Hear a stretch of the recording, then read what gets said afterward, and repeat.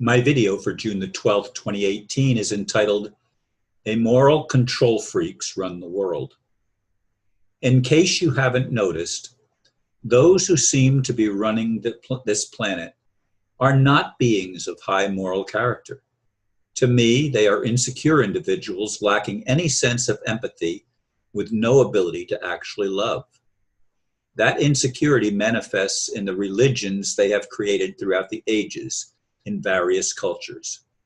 While they claim to be gods, they have produced scriptures that allow and also advocate many forms of cruelty. People like me who were taught that the Bible was God's word are especially confused by the wide dichotomy that exists between the glorious promises and our experienced reality. If God is love, when is that love supposed to become reality for those of us entrapped here? I thought the promised kingdom of heaven would become real in 2011 or 2012 at the latest. I was wrong, along with many others.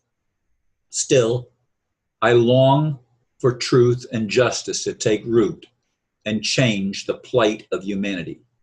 Our dilemma trickles down to all aspects of society, a world run by obvious control freaks.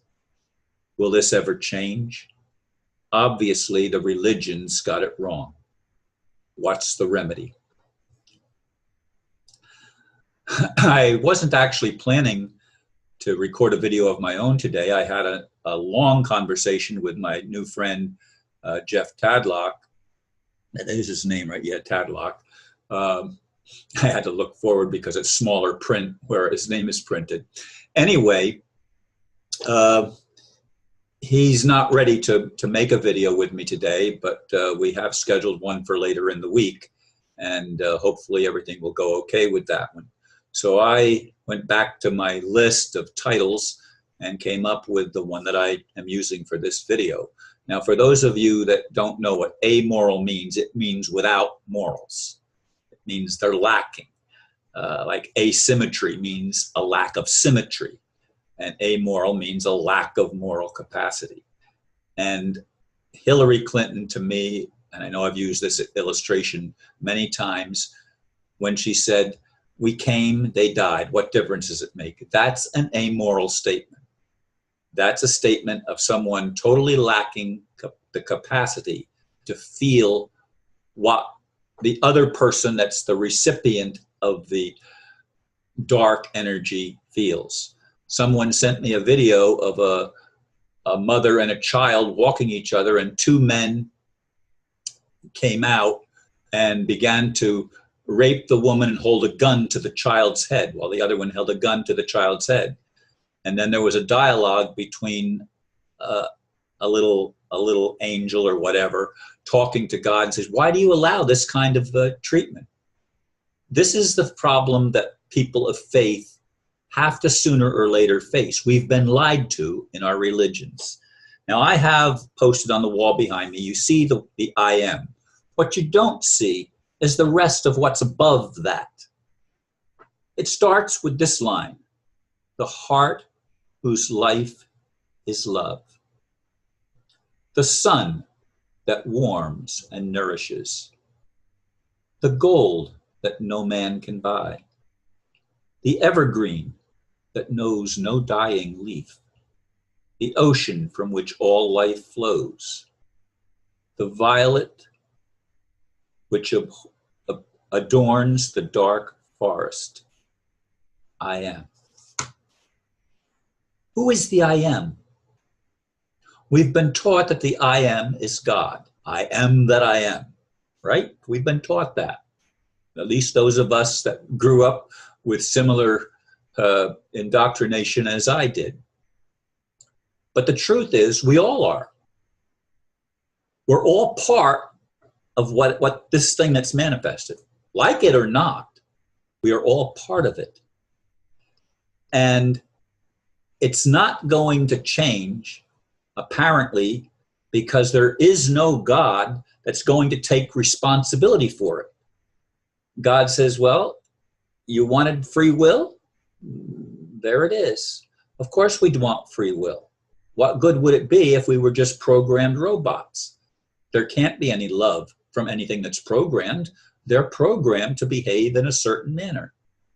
But we've all been programmed subconsciously, whether we know it or not, and if we do know it, whether we like it or not. I was forced against my will to do things to get my car back. I had to get a Florida license, even though I had an international driving permit. That wasn't good enough for the system. The system is a control freak system where those at the top think they have the right to impose their will on everyone else, and it doesn't matter. Well, to me, it does matter. And it all boils down to responsibility for creation. We each have to take responsibility for the role that we play.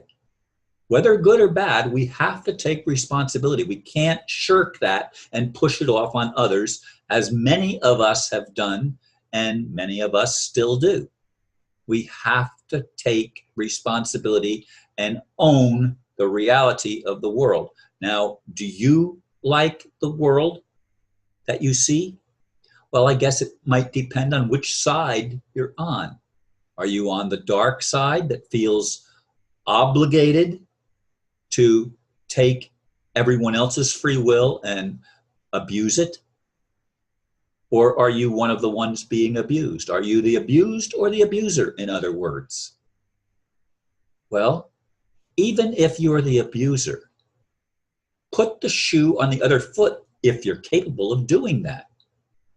How would you feel if someone did to you what you're doing or trying to do or wanting to do to them? Yes, it makes all the difference in the world. This is where morality has to come from. It doesn't come from religion, obviously. To those of you that have your eyes opened and your mind opened even a little bit, you begin to see that religion has been part of the problem, not a solution. Religions have advocated war, and religions go to war with each other. Obviously, religions are not teaching love one another. Obviously, they see a separation rather than a unification. And if we cannot unify, we cannot have peace. We can only have peace when we somehow attain the ability to become single-minded. And I don't wish for any of us to lose that battle. And yet, the dichotomy has to end. So the people that are pushing the dichotomy and benefiting from it, to me, they have to lose. Who's going to hold them accountable, though? What's going to bring justice? What's going to allow for peace to actually take place on the planet? My heart longs for love, for truth, for peace, for all of the attributes that human beings have wanted throughout history. That's what I want. Can we achieve that together? I hope so. And I also hope that my friend Jeff will be able to record with me in a couple of days as we've planned. And I've also reached out to my friend Aristo, although he's not responded, so he may not be where he can respond at this time. But I do plan to make videos with others in the future, including those that I just named. And we'll see how things progress.